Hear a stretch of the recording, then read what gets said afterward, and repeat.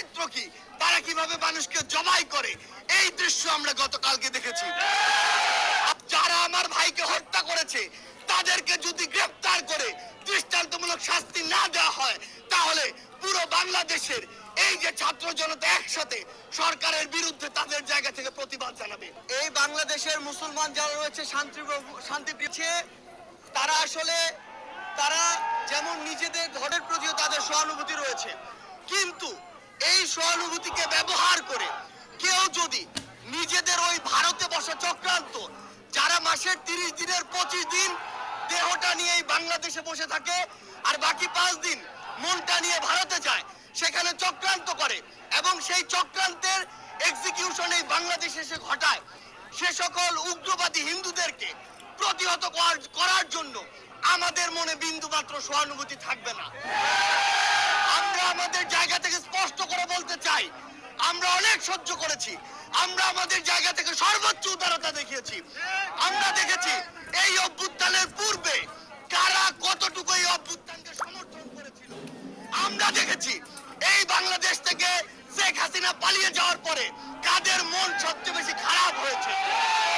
আমরা আমাদের জায়গা থেকে স্পষ্ট দেখেছি, যখন এই বাংলাদেশে অভ্যুত্থান পরবর্তী সময় একটি অস্থিতিশীল পরিবেশ হওয়ার কথা ছিল, তখন কিভাবে আমাদের এই মাদ্রাসার ভাইরা ওই মন্দিরে গিয়ে পাহারা দিয়েছে, কিভাবে 5 আগস্ট রাতে সারা রাত ওই মন্দির পাহারা দিয়ে সকালে ফজরের নামাজ তার সামনে রাস্তায় পড়েছে।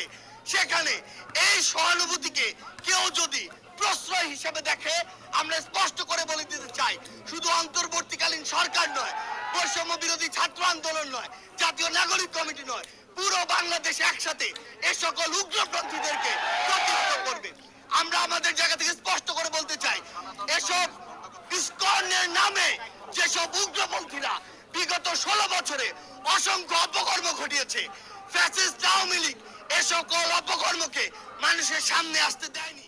তারা ইসকনের এই সকল অপকর্মকে মদত দিয়েছে, প্রশ্রয় দিয়েছে, আশ্রয় দিয়েছে, লুকিয়ে রেখেছে। কিন্তু তাদের চরিত্র কি, তারা কিভাবে মানুষকে জবাই করে, এই দৃশ্য আমরা গতকালকে দেখেছি। আমরা আমাদের জায়গা থেকে স্পষ্ট করে বলতে চাই, বাংলাদেশের মানুষ যেমন সকল ধর্মের প্রতি সহানুভূতিশীল, একইভাবে সকল উগ্রবাদীদের বিপক্ষে তাদের রক্ত গরম হয়ে সর্বোচ্চ অবস্থানে যেতে, তাদের বিরুদ্ধে দাঁড়াতে, তাদের প্রতিহত করতে বিন্দুমাত্র দ্বিধা করবে না।